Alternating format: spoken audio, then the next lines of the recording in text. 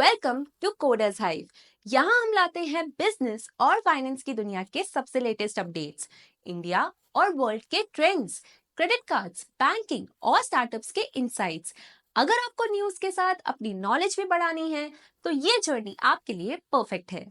Let's dive into today's top stories. Inactive UPI IDs to be deactivated. Check before Feb 1. अगर आपका UPI ID या link mobile number 1 साल से inactive है तो NPCI के नए रूल्स के मुताबिक डीएक्टिवेट हो सकता है। ये स्टेप इसलिए लिया गया है ताकि ओल्ड मोबाइल नंबर्स जो टेलीकॉम कंपनीज नए यूजर्स को असाइन करती है उनसे अनइंटेंडेड ट्रांजैक्शंस ना हो। बैंक्स को दिसंबर 31, 2023 तक ये प्रोसेस कंप्लीट करनी थी।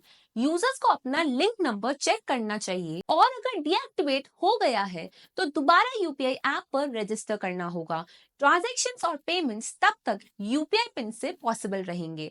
Let's move on to the next news. Union budget 2025 major tax cuts and agriculture boost to stimulate economic growth. Budget 2025 में मिडिल क्लास के लिए एक बड़ा रिलीफ। अब 12.8 लाख तक की इनकम पे कोई टैक्स नहीं, मतलब सैलरी वालों के हाथ में ज्यादा पैसे रहेंगे। गवर्नमेंट ने फार्मर्स के लिए 6 ईयर का प्लान लॉन्च किया है ताकि पल्सेस और कॉटन की प्रोडक्शन को बढ़ा सके और इंपोर्ट्स कम हो। गवर्नमेंट ने फार्मर्स के लिए 6 ईयर का प्लान लॉन्च किया है ताकि पल्सेस और कॉटन की प्रोडक्शन बढ़ सके और इंपोर्ट्स कम हो। एग्रीकल्चर बजट भी 15% बढ़ा दिया गया है, जो 6 साल में सबसे बड़ा इंक्रीज है।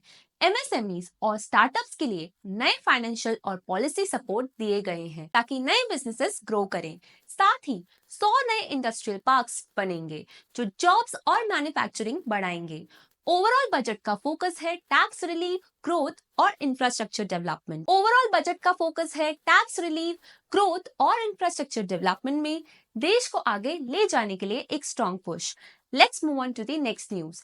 Government launches credit guarantee scheme for MSMEs as announced in FY25 budget.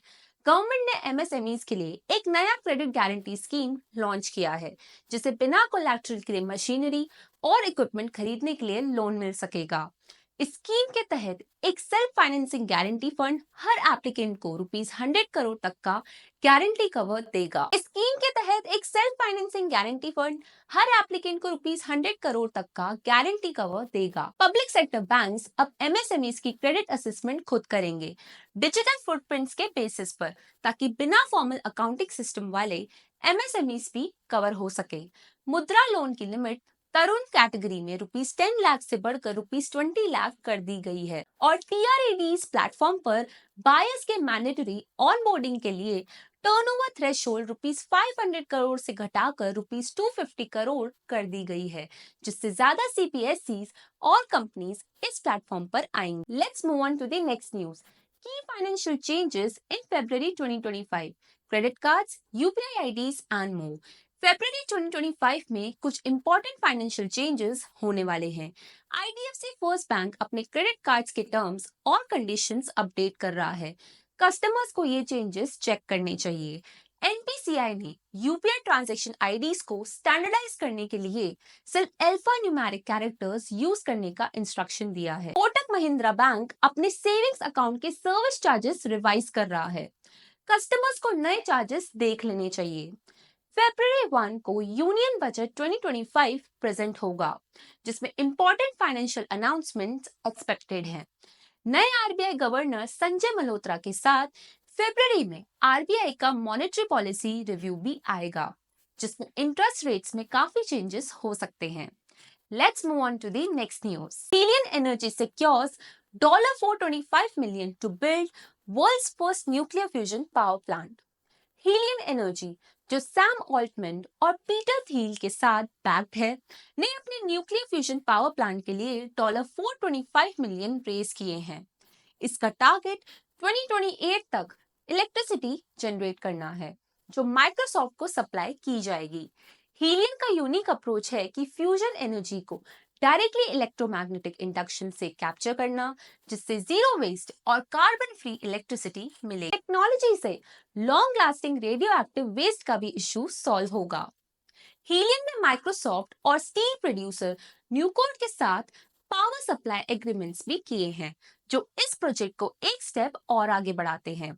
अगर ये प्रोजेक्ट सक्सेसफुल होता है तो क्लीन एनर्जी का फ्यूचर काफी ब्राइट हो सकता है। Let's move on to the next news. Business Advisory Committee decides on issues for budget session. Union minister Kiren Rijiju ने कहा कि बजट सेशन के दौरान किस किस मुद्दे पर चर्चा होगी, ये बिजनेस एडवाइजरी कमेटी डिसाइड करती है।